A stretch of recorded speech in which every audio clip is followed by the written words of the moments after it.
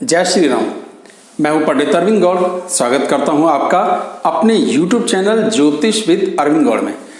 आज की चर्चा का विषय है नीच भंग योग। ये थोड़ा सा कॉम्प्लिकेटेड विषय है, पर मैंने अपनी तरफ से पूरी कोशिश की है कि आप थोड़े सा प्रयास करेंगे तो आपको ये बात समझ में आ जाएगी कि कब कब नीच ग्रह जो होता है वो अपना नीच भंग कर लेता है और उसके बाद वो एक राजयोग के बराबर प्रभाव देता है, जिसे नीच भंग राजयोग कहते हैं। उसके सारे रूल्स क्या हैं वो भी बताए हैं और उनको 2-3 कुंडलियों पर सबको लागू करके भी मैंने दिखाया है। तो आप प्रयास कीजिए और थोड़ा आराम से देखिए, 2 बार देखिए, समझ में जरूर आएगा। बहुत ही अच्छा विषय है। हमको समझना है कि जन्म कुंडली में केंद्र भाव कौन से होते हैं। यहाँ 1 नंबर मैंने लिख दिया है समझाने के लिए, भाव को समझाने के लिए। आपकी कुंडली में यहाँ 2, 3, 4, 5, 6 या 12 तक कुछ भी हो सकता है, पर कहते उसको पहला भाव ही है। तो पहला भाव, दूसरा, तीसरा, चौथा भाव, 5वां, 6ठा, 7वां, 7वां भाव, 8, 9, 10, 10वां भाव, 11 और 12। तो ये जिनमें ब्लू कलर का सर्किल है, इनमें जब कोई ग्रह होता है तो हम उसे लग्न से केंद्र में कहते हैं। इसी को चंद्र कुंडली बनाएं तो चंद्र से भी लगन में कहते हैं। और यहीं अगर सूर्य को लेके चले, सूर्य कुंडली बनाएं तो भी केंद्र भाव ये चारों ही गिने जाते हैं। ये चीज हमको समझनी बेसिक जरूरी है। इसमें समझते हैं कि कौन से ग्रह। सूर्य तुला राशि में नीच का होता है, जिसका नंबर होता है 7, और उच्च राशि में होता है मेष का, जिसका नंबर होता है 1। शनि मेष राशि में नीच का होता है, यानी 1 नंबर। तुला राशि में 7 नंबर पे वो अपनी उच्च राशि में होता है। मंगल कर्क में, यानी कहां पर हुआ उसका, वो मंगल जो है कर्क राशि में नीच का होता है। मकर राशि 10 नंबर में उच्च का होता है। गुरु मकर में नीच का होता है, कर्क राशि 4 नंबर में उच्च का होता है। बुध मीन में 12 नंबर में नीच का, कन्या 6 नंबर उच्च का, और शुक्र कन्या 6 नंबर में नीच का, मीन में इसकी स्थिति उच्च की होती है।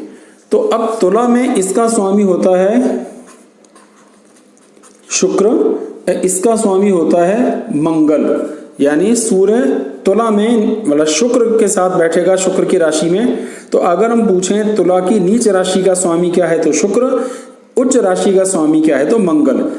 शनि की नीच राशि का स्वामी है मंगल, उच्च राशि का स्वामी है शुक्र। कर्क की नीच राशि का स्वामी है चंद्र, उच्च राशि का स्वामी है मंगल की नीच राशि का स्वामी चंद्र, उच्च राशि का स्वामी शनि। ऐसे ही गुरु की नीच राशि का स्वामी होता है शनि, मकर में होता है ना, और उच्च राशि का स्वामी होता है चंद्र। बुध की नीच राशि का स्वामी होता है गुरु, गुरु की राशि में जाता है, और बुध अपनी ही राशि में उच्च का होता है। शुक्र बुध की राशि में नीच का जाता है और गुरु इसकी उच्च राशि का स्वामी है। नियम नंबर 1 समझते हैं। क्या है नियम? नियम कहता है नीचस्थ ग्रह की नीच राशि का स्वामी चंद्र लग्न अथवा सूर्य लग्न से केंद्र में हो।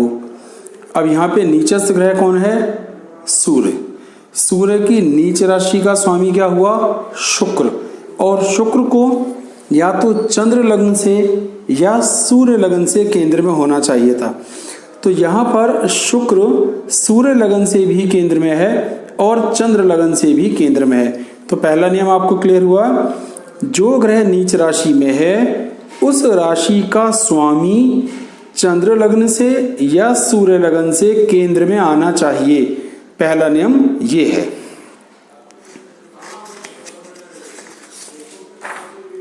दूसरा नियम, नीचस्थ ग्रह को स्वयं लग्न अथवा चंद्र से केंद्र में होना चाहिए। जो ग्रह भी नीच में है, जैसे यहां पर मंगल अपनी नीच राशि में है, उसको लगन से या तो केंद्र में या चंद्र राशि से। फॉर एग्जाम्पल यहां चंद्र होता, मैं ये लिख देता हूं, तो अगर यहां चंद्र होता तो भी, तो लग्न से भी केंद्र में या चंद्र से केंद्र में होता तो ये नियम लागू हो गया। आपको ये बात समझ में आ गई? स्क्रीन पे लिखा हुआ भी दिख रहा है। नियम नंबर 3, नीचस्थ ग्रह की नीच राशि व उसकी उच्च राशि के स्वामी परस्पर केंद्र में होने चाहिए। कौन सा ग्रह नीच में है? शुक्र। शुक्र की नीच राशि का स्वामी है बुध, और शुक्र की उच्च राशि कहाँ होती है? मीन। मीन का स्वामी है गुरु। तो गुरु से बुध परस्पर केंद्र में 1 2 3 4 और 1 2 3 4 5 6 7 8 9 10, तो ये परस्पर एक दूसरे से केंद्र में आ गए, तो ये नीच भंग शुक्र का हो गया। अब नियम नंबर 4। नियम नंबर 4 क्या कहता है कि नीचस्थ ग्रह की उच्च राशि का स्वामी लग्न या चंद्र से केंद्र में हो। अब इधर ध्यान दीजिए, ये क्या है? सूर्य नीच राशि में, इसकी उच्च राशि होती मेष। मेष का स्वामी है मंगल, उसे लग्न से या चंद्र से, फॉर एग्जाम्पल यहां चंद्र होता तो चंद्र से भी वो केंद्र में है, लग्न से भी केंद्र में है मंगल। अब मंगल कैसे निकाला कि जो ग्रह नीच में है उसकी उच्च राशि सामने वाली यानी मेष, मेष का स्वामी हुआ मंगल, उसे या तो चंद्र से लगन में होना चाहिए या लगन से केंद्र में आना चाहिए। तो अगर वो ऐसा कर रहा है तो नियम नंबर 4 यहां लागू हो गया। नियम नंबर 5, ये क्या कहता है कि जो ग्रह नीच राशि में हो अगर वो अष्टम भाव का स्वामी भी है तो नीच भंग हो गया। यानी कोई भी ग्रह अगर नीच में है वो अष्टमेश भी है तो नीच भंग हो गया। नियम नंबर 6, नीचस्थ ग्रह की नीच राशि का स्वामी उच्च होने वाले ग्रह, यानी फिर समझिए नीचस्थ ग्रह की नीच राशि में, इस ग्रह में जो राशि है जैसे शुक्र यहाँ नीच का है, और इसी 6 नंबर पर कौन सा ग्रह उच्च राशि में आता है? बुध, क्योंकि बुध यहाँ उच्च का होता है। तो नियम यह है कि जो ग्रह नीच में है उसी राशि में जो ग्रह उच्च का होता है वो अगर केंद्र से यानी लगन से केंद्र में आ जाए तो बुध। फिर समझिए, शुक्र नीच में है और इस घर में कौन उच्च का होता है? बुध। बुध यहाँ पर उच्च राशि में आता है और बुध केंद्र से लगन से केंद्र में आ गया, तो ये 6ठा नियम लागू हो गया। 7वां नियम। 7वां नियम कहता है नीच, जो ग्रह नीच का है उस ग्रह का जो स्वामी है, बुध यहाँ नीच का है, इस ग्रह राशि है मीन, मीन का स्वामी है गुरु, गुरु की पूरी दृष्टि 5वीं 1 2 3 4 5, तो अगर नीच, जो ग्रह नीच का है उस ग्रह के स्वामी की पूर्ण दृष्टि उस ग्रह पर पड़ जाए तो भी नीच भंग हो गया। ये तुला लगन की कुंडली है और कुंडली में जो लगन का स्वामी है शुक्र, वही 12वें घर में जाके नीच राशि में चला गया। अब हमें देखना है कि इसके नीच जाने में क्या है। तो मोटे तौर पर जो तुरंत हमें समझ में आता है कि लग्नेश 12वें घर में जाए या नीच राशि में चला जाए तो लग्न दोष बना, मतलब ऐसी कुंडली बहुत कमजोर हो जाती है, हम ऐसा मान के चलते हैं। लेकिन कमाल की बात है कि ये जिनकी कुंडली है वो आईपीएस ऑफिसर रह चुके हैं, अभी रिटायर हो गए, और पुलिस कमिश्नर की पोस्ट से रिटायर हुए। तो अगर लग्न इतनी कमजोर होती तो ये पुलिस कमिश्नर कैसे बनते? बस यही मुद्दा ढूंढने की कोशिश यहाँ पर करनी है। अब हमारा नियम नंबर 3 पे ध्यान दीजिए, वो क्या था? 3 नंबर नियम था कि नीचस्थ ग्रह की नीच राशि व उच्च राशि का स्वामी, जो ग्रह नीच में है उसकी नीच राशि का स्वामी और उसकी उच्च राशि का स्वामी परस्पर केंद्र में हो तो नीच भंग हो जाता है। अब ध्यान दीजिए, यह कन्या जहां ये नीच का हुआ, इसकी नीच राशि का स्वामी है बुध, ये उच्च में होता यहां जाकर मीन, मीन का स्वामी हुआ गुरु, तो गुरु से बुध एक दूसरे से, बुध से ये केंद्र में और बुध से गुरु केंद्र में, गुरु से बुध केंद्र में, तो नियम नंबर 3 यहां पर ये लागू हुआ। नियम नंबर 5 भी यहां लागू होता है। वो क्या कहता है कि कोई भी ग्रह जो नीच में है अगर वो अष्टमेश है तो उस पर नीच भंग योग बन जाता है। तो ये दो नियम यहाँ पर लगते हैं। एक नियम और भी लगता है। पहला नियम वो क्या कहता है? पहला नियम में है कि नीचस्थ ग्रह की नीच राशि का स्वामी, नीचस्थ ग्रह की नीच राशि का स्वामी यदि चंद्र लग्न या सूर्य लग्न से केंद्र में हो। अब इसकी नीच राशि क्या है? कन्या। कन्या का स्वामी कौन है? बुध। बुध सूर्य लग्न से केंद्र में आएगा। तो इस एक कुंडली में ही बुध के तीन नीच भंग योग बन गए। इसमें तीन ग्रह नीच में हैं, मंगल, शुक्र और सूर्य। एक एक करके लेते हैं और समझने का प्रयास करते हैं। सबसे पहले मंगल को लेते हैं। मंगल पर हमारा पहला नियम ही लागू होता है। वो ये कहता है कि जो भी ग्रह नीच राशि में होता है उसका स्वामी अगर चंद्र लगन से और सूर्य लगन से केंद्र में आ जाए तो नीच भंग हो जाता है। अब इस मंगल क्या है? नीच राशि में, और इसका स्वामी है चंद्र। जब चंद्र लगन बनाएंगे ये तो केंद्र में ही आएगा, लगन में आ जाएगा।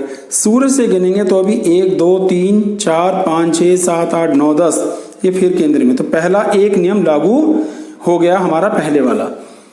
अब दूसरा नियम पे ध्यान देते हैं। वो ये कहता है कि नीचस्थ ग्रह स्वयं चंद्र लगन या सूर्य लगन से केंद्र में हो। अब नीच ग्रह क्या है? मंगल। मंगल किससे केंद्र में होना चाहिए? लगन से, सूर्य लगन से। तो 1 2 3 4 5 6 7 8 9 10, तो मंगल सूर्य से उसमें केंद्र में आ गया। तो केंद्र में आने के कारण नियम नंबर 2 लागू हो गया।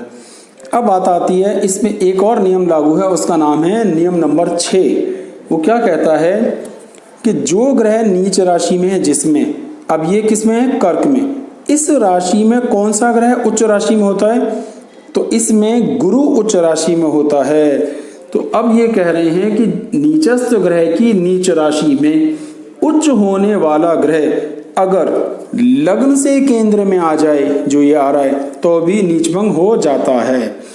तो ये तीनों नियम आपने देखे, स्क्रीन पर मैंने उनको लिख के भी दिखाया जिससे आपको बात समझ में आ जाए। अब इसी कुंडली में देखते हैं शुक्र ग्रह को कि इस पर कौन कौन से नियम लागू हुए। पहला नियम कहता है शुक्र का कि जिस ग्रह में, यानी नीचस्थ ग्रह की राशि, अब इस ग्रह की राशि क्या है? कन्या। कन्या का स्वामी क्या है? बुध। लेकिन जब सूर्य लगन से देखेंगे तो बुध केंद्र में आएगा, तो पहला नियम लागू। दूसरा नियम हमारा यह है कि नीचस्थ ग्रह स्वयं चंद्र लगन से केंद्र में स्थित हो तो नीच भंग हो जाता है। अब ये लगन से केंद्र में, ये लगन है और सेक है, तो लग्न और चंद्र लगन से देखना था, तो ये लगन से केंद्र में है। नियम नंबर 2 लागू हो गया। नियम नंबर 4 भी इसमें लागू होगा। वो है नीचस्थ ग्रह की उच्च राशि का स्वामी। नीच ग्रह की उच्च राशि का स्वामी मीन का स्वामी गुरु। तो गुरु लग्न से या चंद्र लगन से केंद्र में हो, तो गुरु लगन में है, ये रहा। अब लगन से गिनेंगे तो 1 2 3 4। तो रूल क्या था?